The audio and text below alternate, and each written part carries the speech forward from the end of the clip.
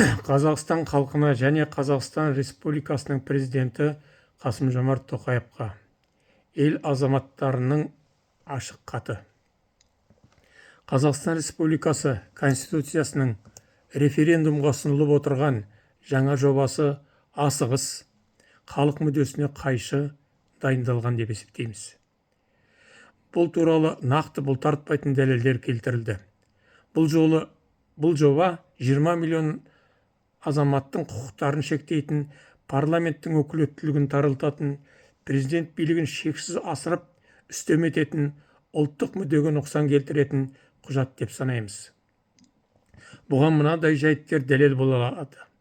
Мемлекеттік тілдің дамуын тежеп, оны өзге тілменен, орыс тіліменен қатар қоятын 9-шы бап, жерді сатуға жол ашатын, жерге жеке меншік иелігін қарастыратын 8-ші бап, мемлекетке опасыздық жасауды қоспағанда президенттің өз өкілеттілігін атқару барысындағы әрекеттері үшін оны қылмыстық және әкімшілік жауапкершілікке тіке тартуға болмайтындығын көздейтін, сондай-ақ бұл норманы экс-президенттерге де қолданатын 48-ші бап, 145 депутаттан тұратын бір палаталы парламентті құрылтайды тек партиялық тізім арқылы жасақтауды көздейтін, соның салдарынан 12,5 миллионнан астам азамат сайлау және сайлану құқығы шектейтін 53-ші бап, бейбіт жиналыстар, митингілер мен демонстрациялар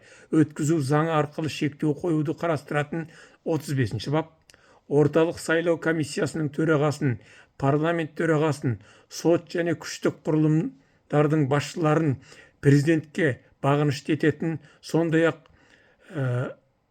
соңғы 5 жыл мемлекеттік қызметте істемеген Қазақстан Республикасының азаматын президент сайлауына қатысу құқығынан айыратын нормалар. Сонымен бірге қатар президенттің өз орнына мұрагер ретінде сайлаусыз тағайындай алатын вице-президент лауазымын ата заң арқылы бекіту қарастыру және басқа да даулы нормалар бар. Жалпы вице-президент халықтың сайлауымен сайланады. Біздің қалауымыз парламенттік басқару жүйесі енгізу. Қазақстанда өзін ақтамаған жеке дара билік жүйесі мемлекетте кеңінен жайылған жемқорлық пенен әділетсіздікке жол ашты деп санаймыз. Сондықтан бізге қажетті қазақ елін демократиялық даму жолына бастайтын жаңа әділетті ата заң қазіргі уақытта Конституция жобасын сынағандарға және наразылық білдірушілерге қудалау күшейіп барады. Конституцияны қысым көрсету арқылы қабылдатуға болмайды.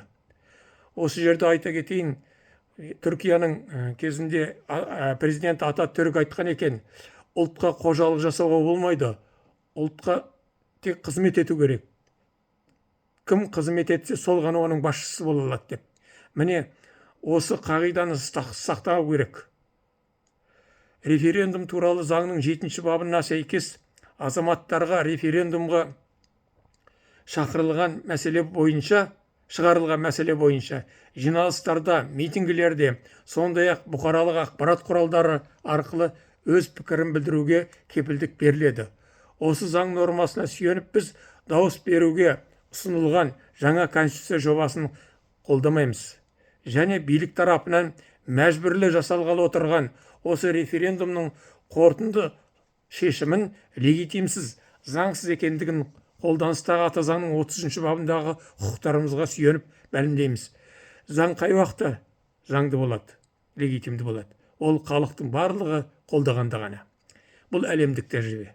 Қазақстан Республикасының бір топ азаматтары: Рысбек Сәрсенбайұлы, Есенғазы Қуандық, Жарылғап Қалыбай, Талғат Айтбай, Құдайшүкір Абдуллаев, Еркін Рақышев, мәслихат депутаты, Ибенбаев Еркен Шәріпжанұлы, отставкадағы судья, 40 жыл судья болған азамат, Лесбек Байжанов, Қалелхан Ибраимов, Мейірхан Абдуманафов, Шынғуат Байжанов, белгілі адвокат Қазақстанға, Ерболат Аубакиров, Азамат Молдасынов және басқа да Қазақстанның түкпір-түкпірінен жалпы 500-ден астам адам осы хатқа қол қойып отыр. 11 наурыз 2026 жыл.